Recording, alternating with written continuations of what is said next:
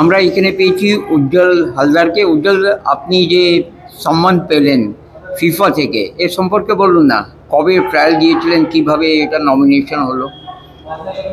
না, বলতে গেলে যেটা আমার প্রথম থেকে বলতে হবে, আমি প্রথমেই কৃতজ্ঞ আমার অ্যাসোসিয়েশন সিআরএ, আইএফএ এবং অল ইন্ডিয়া ফুটবল ফেডারেশন।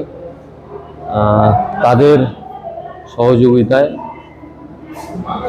আমি আজ এই জায়গাটায় এসেছি।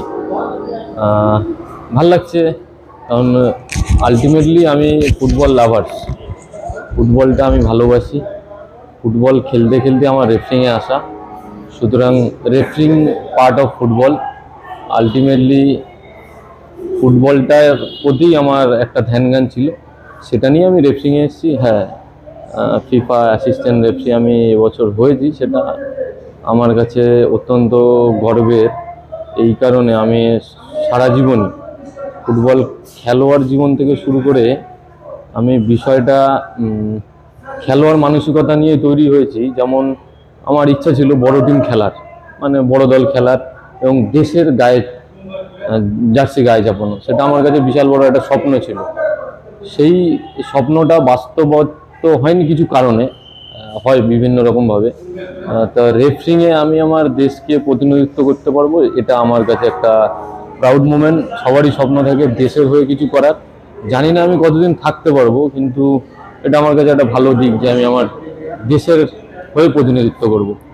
আপনি অনেক স্ট্রাগল করেছেন। আপনি 5 বছর যখন আপনার বয়স, তখন আপনি বাবাকে হারিয়েছেন। মায়ের অনেক অবদান আছে আপনার উপরে। না, অবদান শুধু আমার মায়ের না, অবদান অনেক মানুষের রয়েছে, প্রতিষ্ঠানের রয়েছে, যারা আমায়, আমি ব্যক্তি হিসাবে হয়তো ফিফা রেফারি হয়েছি, আমি মনে করি আমার সাথে ফুটবল প্রেমীর বা ফুটবল জগৎ মানুষের, তারাও হয়েছে আমার সাথে। এটাকে বলবো আমার মা অবশ্যই স্ট্রাগল করেছে, এখনো করে। সেটা আমি গর্ব করি যে আমি একটা একদম পিছিয়ে পড়া জায়গা থেকে উঠে আসা একটা ছেলে, এবং আমার ফ্যামিলিগত অবস্থা সেই টাইমে যখন আমার শুরু হয় তখন খুব একটা ভালো ছিল না। তাই এটার জন্য আমি গর্ববোধ করি যে আমি ওই জগৎ থেকে এসেছি, আজ মোটামুটি চলে যাচ্ছি।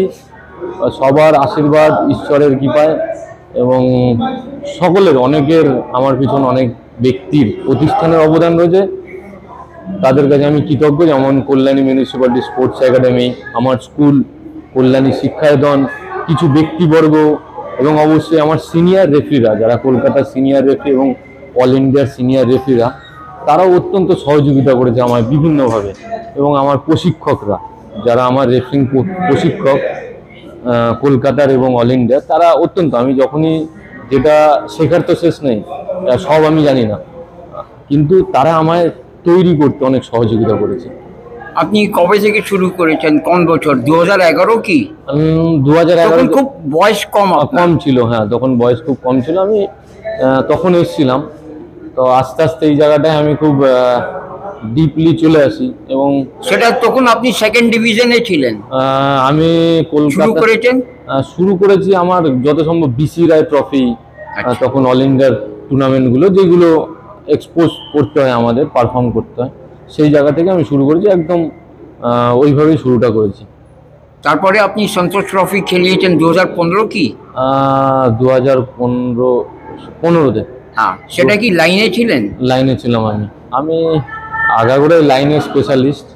আমার কিছু প্রশিক্ষকরা আমায় বলেছিল, তুমি এটা করো, এটা আরো ভালো রেজাল্ট হবে তোমার। যেটা এআইএফএফ এ যেটা প্যারামিটারস রয়েছে, যে মেন রেফারি তাদের হাইট নিয়ে একটু থাকে, 5 ফিট 5 ইঞ্চি।